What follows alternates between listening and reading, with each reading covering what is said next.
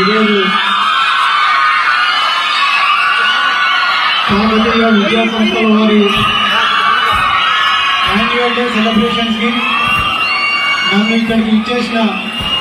ఇక్కడికి ఆహ్వానించిన శ్రీనివాస్ రెడ్డి గారికి, అదేవిధంగా ఈ కార్యక్రమానికి ముఖ్య అతిథులుగా ఇచ్చేసిన శాసనసభ్యులు మేడం మల్లికార్జున రెడ్డి గారికి, జెడ్పీ చైర్మన్ అయినటువంటి ఆకేపాటి అమర్నాథ్ రెడ్డి గారికి, మిగిలిన వేదిక మీద ఉన్న పెద్దలకు, ఈ కార్యక్రమానికి ఇచ్చేసినటువంటి విద్యార్థులకు, ఉపాధ్యాయులకు అందరికీ ముందుగా నా హృదయపూర్వక నమస్కారాలు తెలియజేసుకుంటున్నాను. సంవత్సరం మొత్తం ఉపాధ్యాయుల మాట వాళ్ళు వింటారు, ఈ రోజు మాత్రం ఖచ్చితంగా వాళ్ళ మాట మీరు వినాల్సిందే.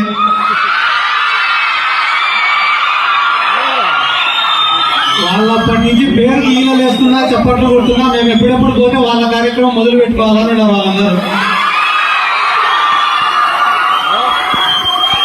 ఇందాకనే మా డైలాగ్ చెప్పాలా, నన్ను చీఫ్ గెస్ట్ గా పిలిచినారు తమ్ముడు. కల్చరల్ యాక్టివిటీస్ లో నేను కూడా భాగస్వామి అనుకునేట్టున్నాను నా పిల్లడు.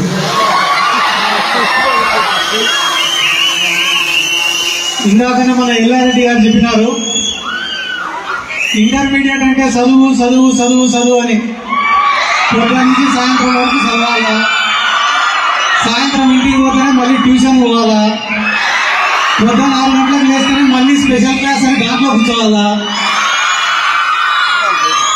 ఇవన్నీ కూడా మేము చదువుకునేటప్పుడు ఉన్నాయన్నా, కానీ ప్రెసెంట్ ఉండే జనరేషన్ లో వాళ్ళు మనం చెప్పిన మాట వినే పరిస్థితిలో లేరు. చదవాలనిపిస్తే చదువుతున్నారు, ఆడాలనిపిస్తే ఆడుతున్నారు, కానీ సాధించాలనుకునే ప్రతి ఒక్కరు కూడా సాధిస్తున్నారు. అది ఈ జనరేషన్ లో ఉండే గొప్పతనం. ఎందుకంటే మేము చదువుకునేటప్పుడు మాకు వేరే ఆప్షన్స్ లేవు. చదివితే ఒకటి ఎంపీసీ చదవాలా, లేకుంటే బైపీసీ చదవాలా, వేరే కోర్సులు ఉండేదని కూడా మాకు పెద్దగా అవగాహన లేదు. కానీ ఈరోజు షార్ట్ ఫిలిం తీసేవాడు షార్ట్ ఫిలిం తీస్తున్నాడు, ఫోటోగ్రఫీ చేసేవాడు ఫోటోగ్రఫీ చేస్తున్నాడు, చార్టెడ్ అకౌంట్ ఒకరు, ఇంజనీర్ ఒకరు, డాక్టర్ ఒకరు, లాయర్ ఒకరు, గవర్నమెంట్ ఎంప్లాయీ ఒకరు, ఏ ఫీల్డ్ లో ఎవరు రాయించాలనుకుంటే ఆ ఫీల్డ్ లో వాళ్ళు రాణిస్తున్నారు. దానికోసం కష్టపడి చదువుతున్నారు లేదా పని చేస్తున్నారు. కానీ మా పరిస్థితులు అట్లా కాదు, మాకు అంత అవగాహన లేదు. ఈ రోజు టెక్నాలజీ అనేది ఏ లెవెల్కి డెవలప్ అయిపోయిందిరా అంటే, చివరికి వ్యవసాయం చేసేవాడు కూడా లాభసాటిగా ఏ రకంగా వ్యవసాయం చేయాలని చెప్పి ఈ యూట్యూబ్లను ఫేస్బుక్లను చూసి నేర్చుకునే పరిస్థితి. కాబట్టి ఇక్కడికి వచ్చిన విద్యార్థులకు అందరికీ కూడా నేను పెద్దగా చెప్పాను, ఎందుకంటే చెప్పినా ఇన్నారు మీరు. కానీ 2 మంచి మాటలు చెప్పమన్నారు కాబట్టి చెప్తా.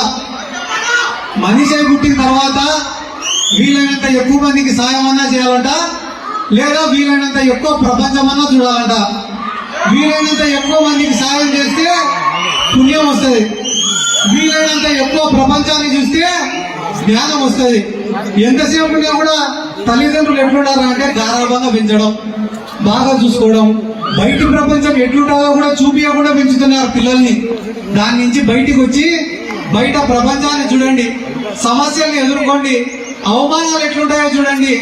ఒకరితో పని లేకుండా మీ అంతటా మీరు ఎలా నిలబడాలనేది నేర్చుకోండి. ఎందుకంటే మనకు ఏదైనా కష్టం వస్తే ఎవడు సాయం చేయడు, ఎవడైనా సాయం చేస్తాను అన్నా కూడా ఉత్త జూట మాట, అబద్ధం. అది మన పరిష్కారం మనమే చేసుకోవాలా, మన సమస్యలని మనమే పరిష్కరించుకోవాలా. ఆ పరిస్థితిలో మనం ఉన్నామంటే ఈ ప్రపంచంలో ఎంత పెద్ద సమస్య పైన గెలిచొచ్చు, ఈ ప్రపంచంలో ఏ మూలకు పోయినా మన బతుకు మనం బతకచ్చు. ఎందుకంటే ఎవడు సాయం చేయడు, ఎప్పుడెప్పుడు మోసం చేసుకోదామా అనేటోళ్ళే అందరు కూడా. ఒకటే గుర్తుపెట్టుకోండి, రే వీడు అమాయకుడు రా, వీడిని మోసం చేస్తామనే స్థాయిలో మాత్రం ఉండదండి. ఒరే వీడిని ఎడారిలో ఇచ్చిపెట్టే ఇసుకమ్మి బతుకుతాడు రా అనే రకంగా ఉండండి. ఎందుకురా అంటే ఈ ప్రపంచంలో రకరకాల మోసాలు. మన జీవితంలో కూడా నిన్ననే చదివినా యాడో సైంటిస్టులను నమ్మరట, స్వామీజీలను మాత్రమే నమ్ముతారట ఈ సొసైటీలో. కాబట్టి మీ అందరిపైనే ఆధారపడింది ఈ జీవితం అంతా. మన దేశ భవిష్యత్తు, మన రాష్ట్ర భవిష్యత్తు అంతా కూడా కేవలం మీపైనే ఆధారపడింది. ఎందుకంటే ప్రపంచంలో ఎక్కడా లేనంత మంది యువకులు మన భారతదేశంలో ఉన్నారు. కాబట్టి మీరు ఒక మంచి మార్గాన్ని ఎన్నుకోండి. మీరు ఒక గోల్ పెట్టుకుంటే గానా ఆ గోల్ కోసం ఏ రకంగా పనిచేయాలని చెప్పి ఇప్పటి నుంచే అడుగులు వేసుకుంటా ముందుకు పోండి. ఎందుకంటే కళ్ళు మూసి తెరిచే లోపల కాలం గడిచిపోతుంది, జీవితం కూడా గడిచిపోతుంది. నేను రాజకీయాల్లోకి వచ్చి ఇప్పటికి దాదాపుగా 10 సంవత్సరాలు అయింది. వెనక్కి తిరిగి చూసుకుంటే ఈ 10 సంవత్సరాలు ఏ రకంగా గడిచిపోయినాయో నాకు తెలియదు. కానీ నేను సాధించింది ఏమిరా అంటే 2009లోనే ఆకేపాటి అమర్నాథ్ రెడ్డి గారు ఎమ్మెల్యే, మేడా మల్లికార్జున రెడ్డి గారు 2 సార్లు ఎమ్మెల్యే. ఇప్పటికీ అటువంటి వాళ్ళ మధ్యలో వేదికను పంచుకునే అవకాశం వచ్చింది నాకు. ఈ 10 సంవత్సరాలు నేను చేసిన కష్టం కారణంగానే ఈ రోజు ఈ పరిస్థితుల్లో ఈ పొజిషన్లో ఉండాలి. ఎప్పుడైనా కూడా మనిషికి ఒక అవకాశం రావాలా. మనలో ఎంత టాలెంట్ ఉన్నా ఆ టాలెంట్ని ప్రపంచానికి చూపించుకోవడానికి ఒక అవకాశం. అదేదో సినిమాలో చెప్తారు చూడు, ఒక్క ఛాన్స్ అని. అదే రకంగా నేను కూడా కష్టపడి తిరుగుతున్నప్పుడు, గాలికి తిరుగుతున్నప్పుడు వైఎస్ఆర్ కాంగ్రెస్ పార్టీ వైఎస్ జగన్మోహన్ రెడ్డి గారు నాకు ఒక అవకాశం ఇచ్చినారు. కష్టపడి పనిచేయి, ప్రజల సమస్యల పోరాడు, నీ గొంతు వినిపించని చెప్పి నాకు ఒక అవకాశం ఇస్తే రాష్ట్రం అంతా తిరిగిన, ఎంతో మంది అభిమానాన్ని సంపాదించుకున్నా, నందికొట్కూరు నియోజకవర్గానికి ఇన్ఛార్జ్ గా ఉన్నా, నన్ను నమ్మిన వాళ్ళందరినీ నాయకుల్ని చేసుకున్నా, స్పోర్ట్స్ అథారిటీకి చైర్మన్ అయినా, ఈ రోజు యువజన విభాగానికి అధ్యక్షుడినైనా. కాబట్టి నేను మిమ్మల్ని కోరుకునేది కూడా ఏమో అంటే కష్టపడండి.